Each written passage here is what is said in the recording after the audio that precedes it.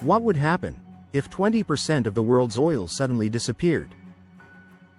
No warning. No backup. Just gone. Right now, one narrow waterway holds the answer. And if it stays closed, the consequences could change the entire world. This is the Strait of Hormuz, a narrow strip of water between Iran and Oman. It may look small on a map, but it controls one of the largest flows of energy on Earth. Every single day, nearly 1/5 of the world's oil supply passes through this choke point. Tankers carrying fuel to Asia, Europe, and beyond, all depend on this route. But now, this lifeline is under threat. And if it stays closed, the impact won't just be regional. It will be global. The first impact would be instant. Oil prices would surge. Not slowly, but violently. Within days, global markets would panic. Fuel prices would spike across the world. Petrol, diesel, jet fuel, everything becomes more expensive overnight. Stock markets would react immediately.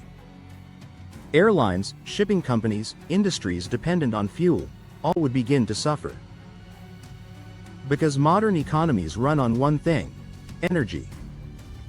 And when energy becomes uncertain, everything else follows. But the real problem isn't just price, it's supply. Countries that rely heavily on oil imports would be hit the hardest.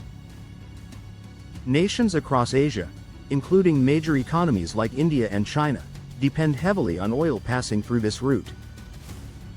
Without it, supply chains begin to break. Fuel shortages start appearing.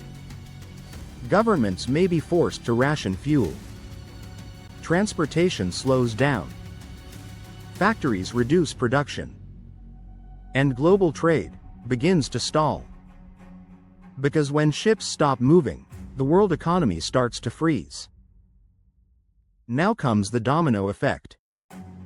Higher fuel costs don't just affect transport, they affect everything. Food prices rise.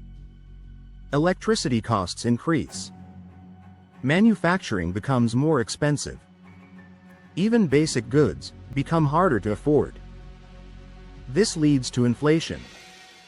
And inflation leads to pressure on governments. Protests, economic instability, and in some regions, crisis. Because this isn't just an oil problem, it's a system-wide shock. But here's where things get even more interesting. If the strait stays closed, not everyone loses equally. Some countries may still get access to oil. Others may not. This creates a global power shift. Nations with alternative energy routes or reserves gain influence. Countries without them struggle. Suddenly, energy becomes a tool of control. Not just economics, but geopolitics. And the balance of power begins to change.